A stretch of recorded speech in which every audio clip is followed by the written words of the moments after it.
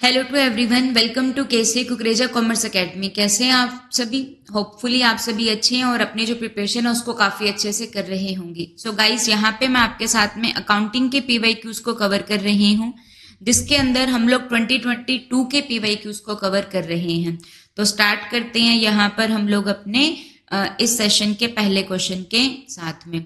ठीक है, तो एक इंपॉर्टेंट सेक्शन है, इनको याद जरूर रखिएगा। एक आप लोगों के पास में इंपॉर्टेंट सेक्शन आता है सेक्शन 52, जो किसके ऊपर वर्क करता है कि जब शेयर्स का इशू किया जाता है किसके ऊपर, सिक्योरिटीज प्रीमियम के ऊपर।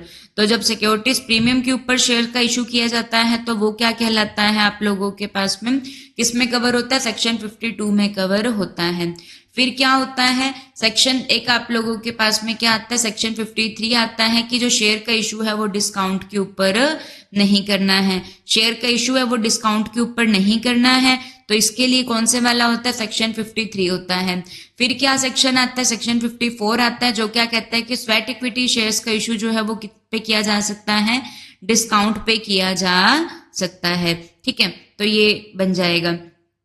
तो ध्यान से देखिएगा, तो यहाँ पे क्या लिखा हुआ है, as per section 68 of the Indian Companies Act. कौन से वाला सेक्शन है? सेक्शन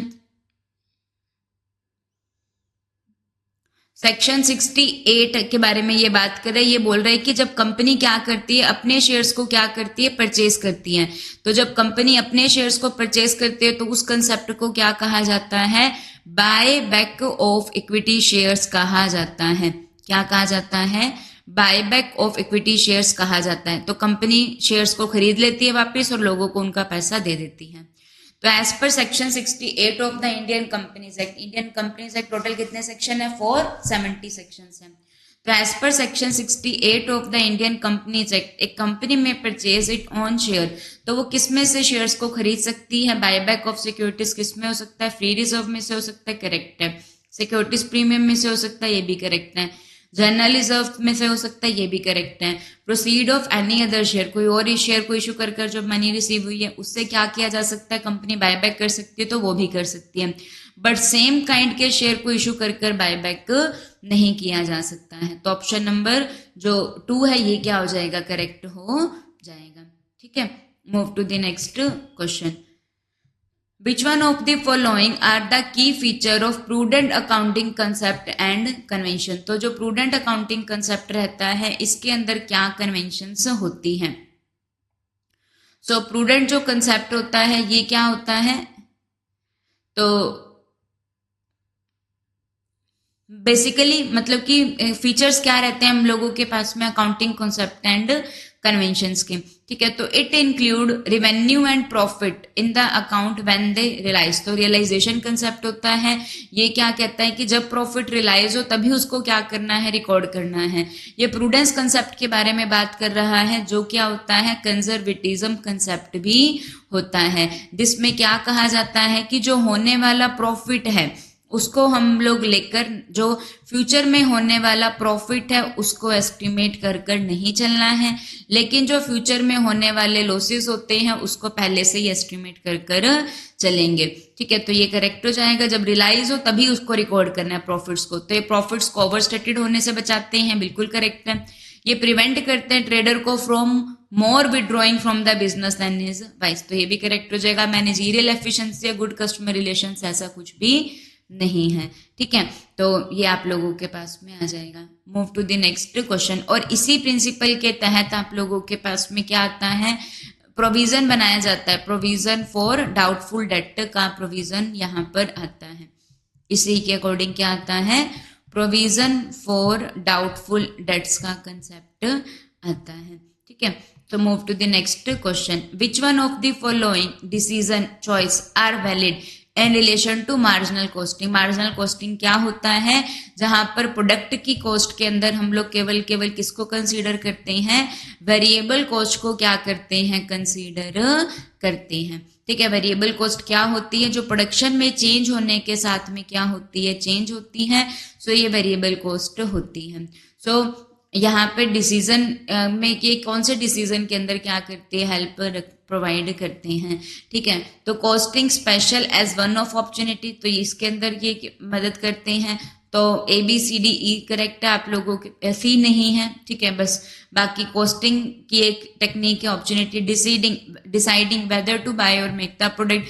अगर कॉस्ट कम आ रही है तो क्या कर लिया जाएगा, मेक कर लिया जाएगा। अगर परचेज प्राइस कम आ रहा है तो क्या कर लिया जाएगा, बाय कर लिया जाएगा। हम देखो कंपेयर कर लेंगे। मोस्ट अप्रोप्रिएट टेक्निक है, ये गलत है, ठीक है। चॉइस रखते हैं अल्टरनेटिव एक्शंस के बीच में, एक हम प्राइसिंग स्ट्रेटेजी को लगा सकते हैं, ठीक है। और एक हम मार्जिनल कॉस्टिंग होता है जहां पर प्रोडक्ट की कॉस्ट में वेरिएबल कॉस्ट को देखा जाता है, और एक जहां पे वेरिएबल कॉस्ट और फिक्स्ड कॉस्ट दोनों को देखा जाता है। वो जो कॉस्टिंग होती है वो क्या कहलाती है, अब्जॉर्प्शन कॉस्टिंग होती है, ठीक है जी। तो ये आ जाएगा। So move to the next question, match the list 1 with the list 2 Ind AS. Ind AS है ये, तो इनको अपन ने मैच करना है। इंड एएस 1, तो एएस 1 ही मैच करेंगे, तो इसी से ही आप लोगों का आंसर आ जाएगा। तो जो इंड एएस 1 होता है ये किसके ऊपर अप्लाई होता है, सो ये अप्लाई, जो इंड एएस 1 है ये प्रेजेंटेशन ऑफ फाइनेंशियल स्टेटमेंट, जिसमें ट्रेडिंग अकाउंट, प्रॉफिट और लॉस अकाउंट होता है, उसके ऊपर अप्लाई हो जाएगा। फिर हम लोगों के, तो इसी से ही आपका आंसर ये आ जाएगा, option number 2 Ind as 12, but फिर भी ये ऑप्शन ही है ना।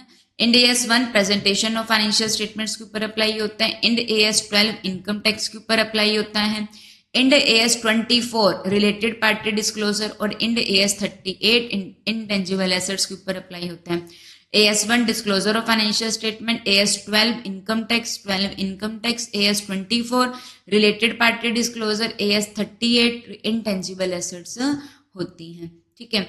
And move to the next question, what will be the sequence of steps involved in the net benefit model of human resource accounting.